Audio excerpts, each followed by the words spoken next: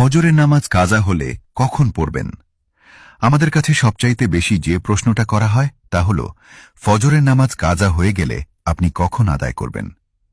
এটা কি যখন টের পাবেন তখনই পড়বেন, নাকি জোহরের সময় পড়বেন, নাকি পরের দিন ফজরের ওয়াক্তে পড়বেন? পবিত্র কোরআনের সূরা নিসার ১০৩ নম্বর আয়াতের শেষের অংশে আল্লাহ পাক বলছেন, ইন্না সালাতা কানাতা আলাল মুমিনিনা কিতাবাম মাওকুতা। কিন্তু কোনো জরুরি কারণে যদি নির্দিষ্ট সময়ে নামাজ পড়তে না পারেন, তখন কি করবেন? আমরা জানি ফজরের নামাজের সময় হল সুবাহে সাদেক থেকে সূর্যোদয় পর্যন্ত। এর পরে পড়তে গেলে সেটা কাজা হিসেবে পড়তে হয়। রাসূলুল্লাহ সাল্লাল্লাহু আলাইহি ওয়াসাল্লাম বলেছেন, তিনটি সময় নামাজ পড়া সম্পূর্ণ হারাম। ১. সূর্য উদয়ের সময়। ২. সূর্য যখন ঠিক মাথার ওপরে থাকে, যতক্ষণ না হেলে যায়। ৩. সূর্য অস্ত যাওয়ার সময়। এই তিনটি সময় বাদে রাসূল সাল্লাল্লাহু আলাইহি ওয়াসাল্লাম স্পষ্ট বলে দিয়েছেন, যদি ঘুমের কারণে বা বেখেয়ালে নামাজ ছুটে যায়, তবে যখনই স্মরণ হবে ঠিক তখনই নামাজ আদায় করে নিতে হবে।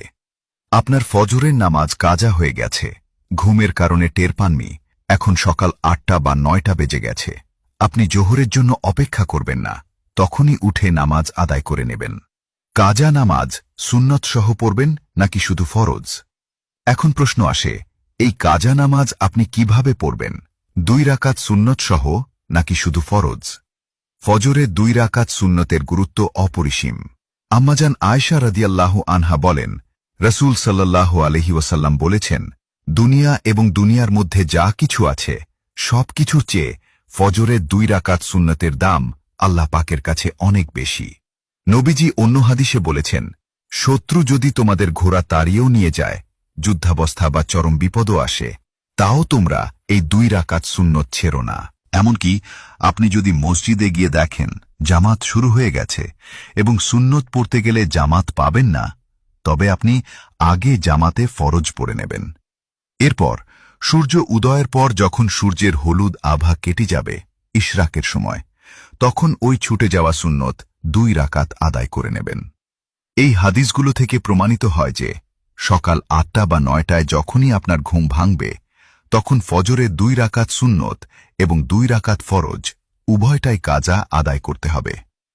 একটি বিশেষ শেষ নিয়ম, যদি কোনো কারণে জোহরের ওয়াক্ত হয়ে যায় এবং জোহরের আগে আপনি ফজরের কাজা পড়ার সুযোগই না পান, তবে জোহরের পর আর সুন্নত কাজা পড়তে হবে না, তখন শুধু ফরজের কাজা পড়লেই চলবে।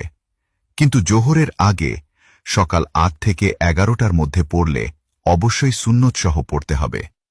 প্রিয় ভাইরা আমার, এই নিয়ম বা ছাড় কিন্তু জরুরি ক্ষেত্রে ২-১ দিন হতে পারে।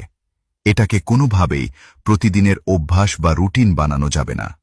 এমন যেন না হয় যে আপনি প্রতিদিন ইচ্ছা করে রাত জেগে সকাল ৮টা বা ৯টায় ওঠেন আর ভাবেন পরে কাজা পড়ে নেব। ইচ্ছা করে নিয়মিত নামাজ কাজা করলে আল্লাহ তাআলা প্রচণ্ড নারাজ ও রাগান্বিত হন।